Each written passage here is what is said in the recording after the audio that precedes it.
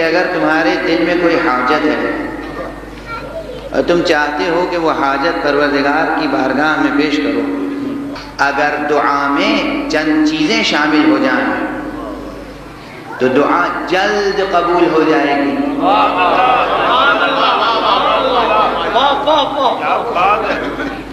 منہ مانگی مراد حاصل ہو جائے گی۔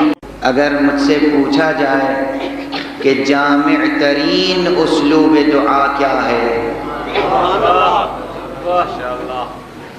تو میں گزارش کروں گا کہ 2 اسالیب ہیں جو جامع ترین ہیں اسلوب دعا کے۔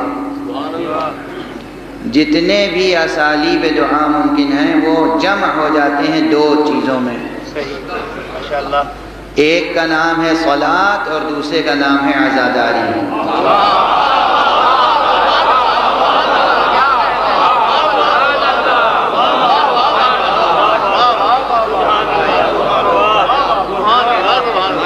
نماز صلاۃ جامع ترین مجموعہ ہے، مؤثر ترین اسالیب دعا، اور دوسری طرف یہ فرش عزا یہ خود ایک دعا ہے۔ خدا کی قسم یہ خود ایک دعا ہے۔ دنیا کو برکات عزا کا علم نہیں ہے۔ دعا کے اور ذکر خدا کے خصائص میں محروم نہیں جا سکتے۔ حاجت یاد رہے یاد نہ رہے۔ بہت سے مومنین، بہت سی خواتین مومنات مجھ تک پیغام بھیجتی ہیں کہ آپ، میری بچی مریض ہے، ایک مومن مریض ہے، ایک بچہ مریض ہے، اور میں جب ممبر پہ آتا ہوں تو ایک لمحہ 2 لمحہ خاموش بیٹھتا ہوں۔ اس لمحے میں صلوات پڑھتے محمد۔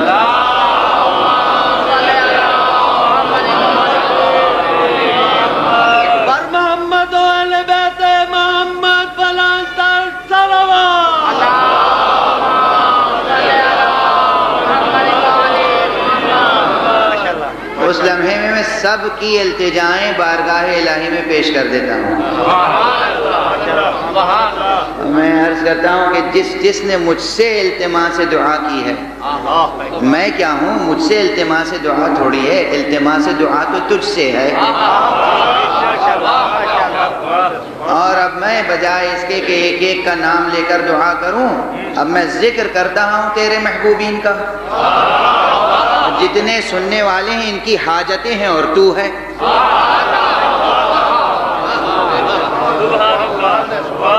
یہ خود فرش عزا، یہ مجلس، یہ ممبر کا ذکر، یہ خود جامع ترین مجموعہ ہے، مؤثر ترین اسالیب دعا۔ خوش قسمت ہیں وہ حضرات جو اپنے گھروں پر بھی مجلسیں منعقد کرتے ہیں۔ کم از کم ان کی طرف سے حجت تمام ہو جائے گی، ان کی نسلوں کو معلوم تو ہوگا کہ مشکلوں میں کسے پکاریں۔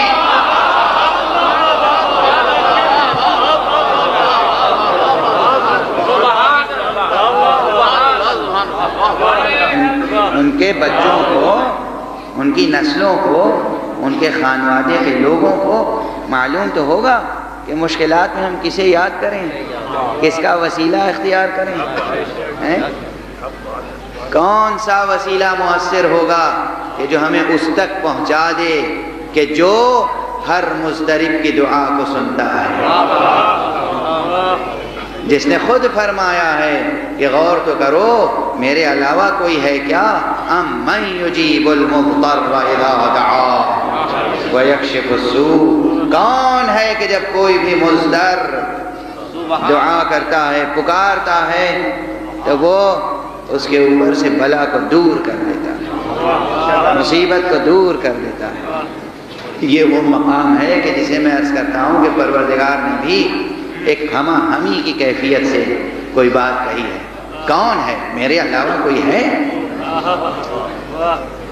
اس سوال میں اس انداز استفہام میں یہ انداز استفہام انکاری ہے. یعنی یہ نہیں کہ استفہام ایسا ہے کہ جس سے طلب علم درکار ہے.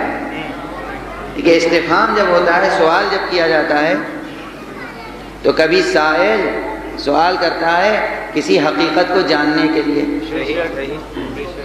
تو وہ ہے استفہام حقیقی. حقیقت میں استفہام ہے، پوچھ رہے ہیں، طلب فہم، طلب علم ہے. اور ایک مقام وہ ہے کہ جہاں انسان یا سائل کوئی بھی ہو، وہ جب سوال کرتا ہے تو اس لیے سوال نہیں کرتا کہ اسے علم نہیں ہے. اسے تو علم ہے حقیقت حال کا. وہ سوال اس لیے کرتا ہے کہ تمہارے باطن میں جو حقیقت پوشیدہ ہے اور اعتراف نہیں کر رہے ہو، کم از کم میرے سوال کے جواب میں جو اعتراف کرنا پڑے گا.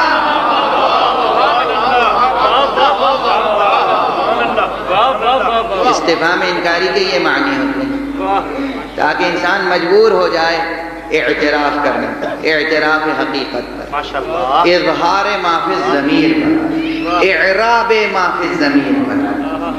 اب اظہار کا لفظ تو عربی زبان میں داخل ہو چکا ہے، اعراب کا لفظ داخل نہیں ہوا ہے. لیکن زبان کے دائرے کو وسعت تبھی ملتی ہے جب کوئی زندہ کسی مردہ لفظ میں روح پھونکتا ہے.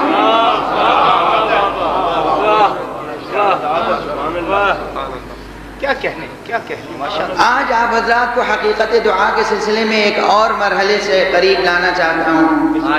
دعا سب کرتے ہیں، لیکن عرفاء نے شرائط دعا میں کچھ باتیں کہیں.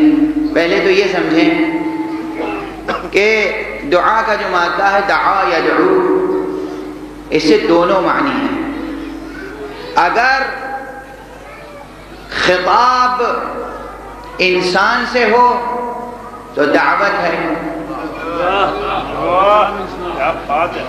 یا اگر خطاب خدا کی طرف سے انسان کے لیے ہو تو بھی دعوت ہے، اور اگر خطاب انسان سے خدا کی طرف ہو تو دعا ہے.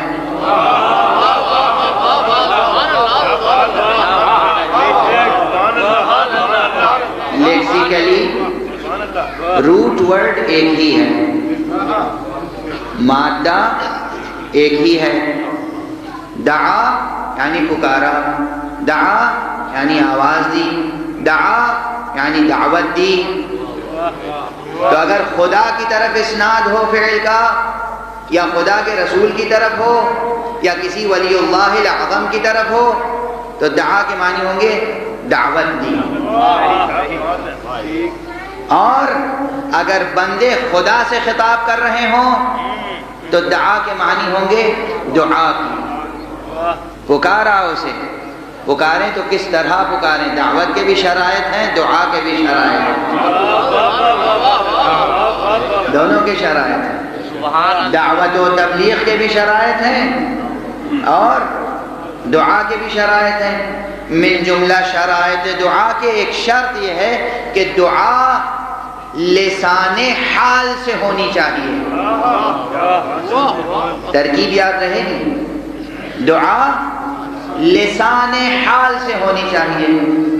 یہ لسان حال کیا ہے؟ لسان کہتے ہیں زبان کو، اور حال کیا ہے؟ حال یعنی انسان کی حالت و کیفیت. یعنی دعا زبان سے نہیں ہونی چاہیے، دعا تو لسان حال سے ہونی چاہیے. یعنی پورا وجود ایک حرف دعا میں تبدیل ہو جائے.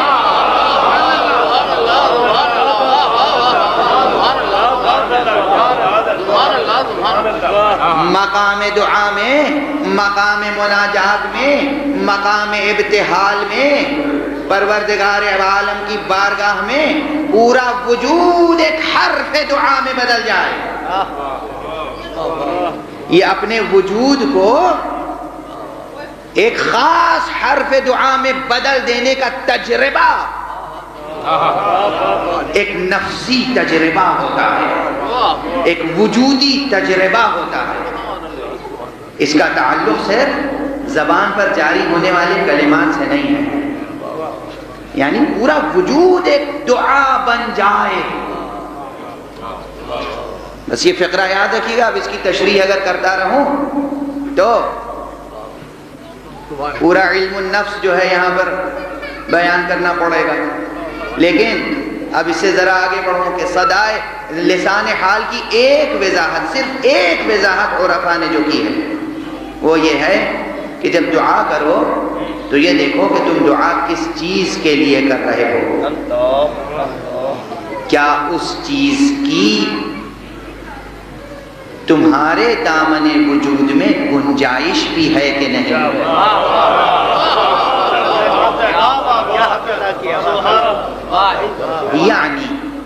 یعنی میں محسوس مثال دے دوں اور پھر گفتگو کو آگے بڑھاؤں. بسم اللہ. لوگ دعا کرتے ہیں اور جو چاہتے ہیں دعا کرتے ہیں. اجازت ہے جو چاہیے مانگیے، اجازت ہے، مگر اگر دعا میں چند چیزیں شامل ہو جائیں تو دعا جلد قبول ہو جائے گی.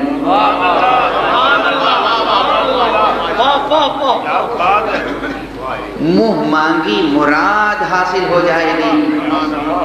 ورنہ معلوم ہے خدا کے یہاں ایک نظام اور ہے. خدا کی قسم لطف خدا کا کوئی اندازہ نہیں کر سکتا. پروردگار فرماتا ہے کہ اے حبیب مسلمانوں سے، مومنوں سے کہہ دو جو مجھ پہ ایمان لائے ہیں کہ مجھ سے دعا کریں، خوب دعا کریں. اور اگر یہ ایسی دعا کریں گے جو قبول کرنے کے لائق نہیں بھی ہے تو ہم ان کے حق میں وہ نعمتیں نازل کریں گے کہ جو ان کے لائق ہیں.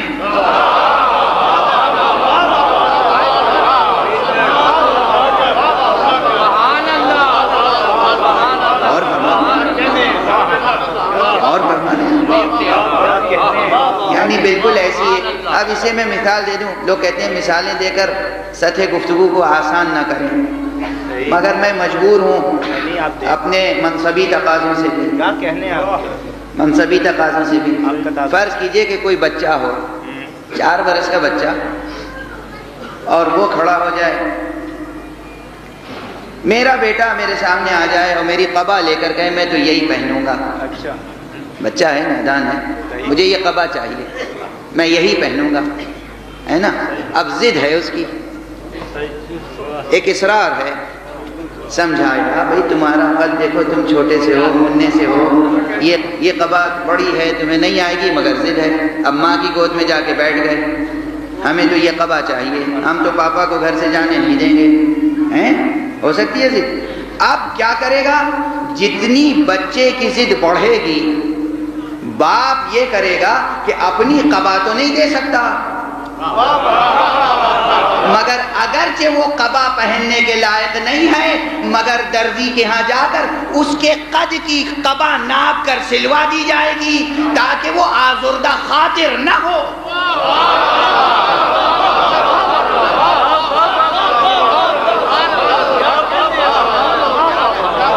یعنی جو چیز اس کے لائق ہے وہ بنا کر دے دی جائے گی. آپ نے دیکھا ہے بچوں کی چھوٹی چھوٹی شیروانیاں بنتی ہیں، چھوٹے چھوٹے لباس بنتے ہیں جو ان کو پہننے کی ضرورت نہیں ہے، مگر بنائی جا رہی ہیں. کیوں؟ اس لیے کہ ان کے ہاں طلب ہے معصومانہ. تو دل شکنی فطرت میں نہیں پائی جاتی. جس نے ماں باپ کو یہ شعور دیا ہے کہ بچہ جس شے کے لائق ہے وہ شے اسے ضرور مہیا کی جائے، وہ پروردگار کیا اپنے بندوں پہ ایسی شفقت نہ رکھے؟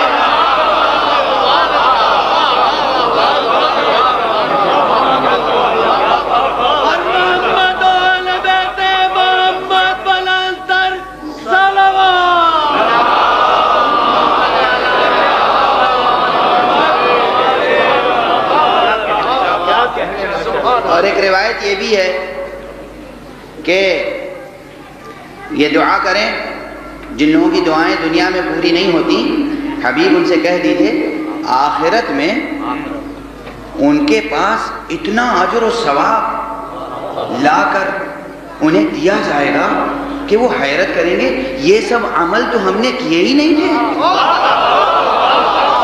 ارے اتنا اجر، اتنا ثواب، تو کہا جائے گا یہ تیرے عمل کا ثواب نہیں ہے، تو جو دعا کرتا رہا پروردگار سے، کیونکہ وہ دعائیں تیری دنیا میں قبول ہونے کے لائق نہ تھی، تو پروردگار نے آخرت میں اس قدر اجر و ثواب دیا۔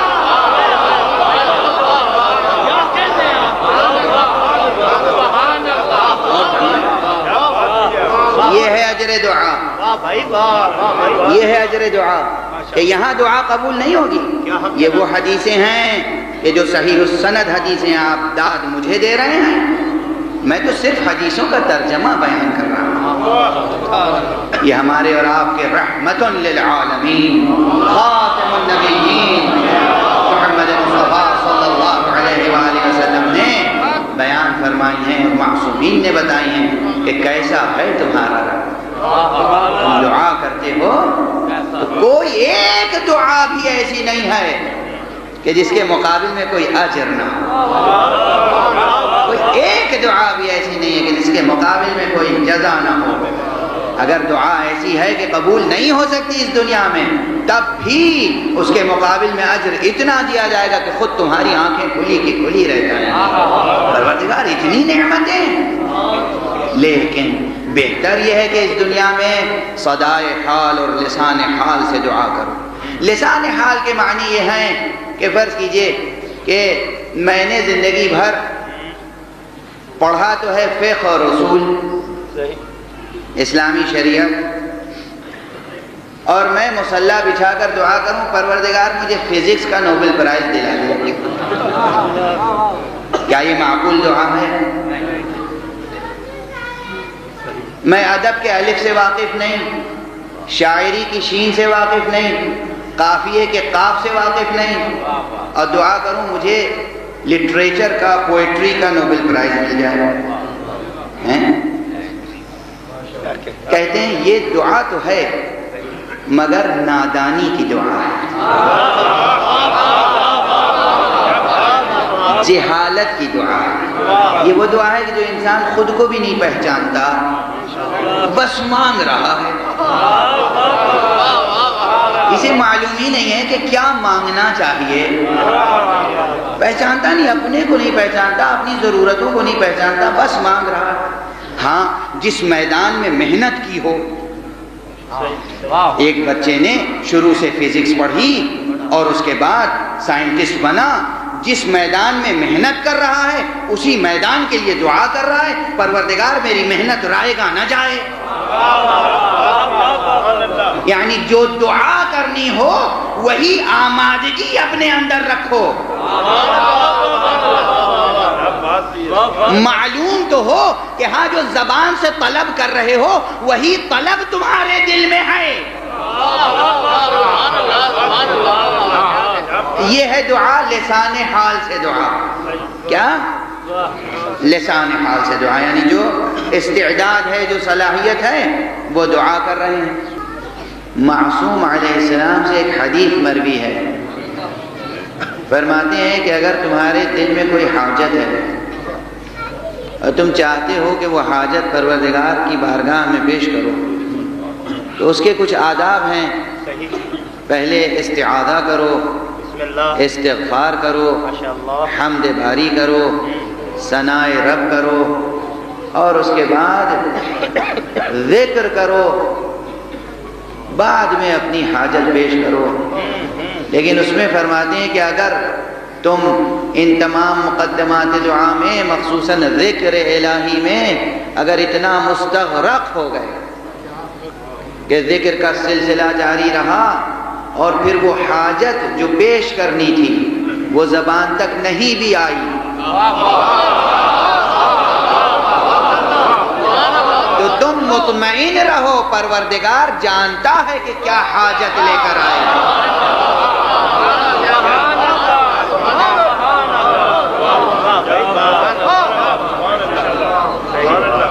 اور یہ حدیث اس پر بھی میں منطبق کرتا ہوں پوری فقہی ذمہ داری کے ساتھ کہ خدا کی قسم اگر خلوص کے ساتھ، اگر مودت کے ساتھ، اگر عشق کے ساتھ، اگر معرفت مقامات اہل بیت کے ساتھ کوئی بھی حاجت مند فرش عزا پر آتا ہے تو چاہے وہ ختم مجلس پر حاجت طلب کرے یا نہ کرے محروم نہیں جا سکتا.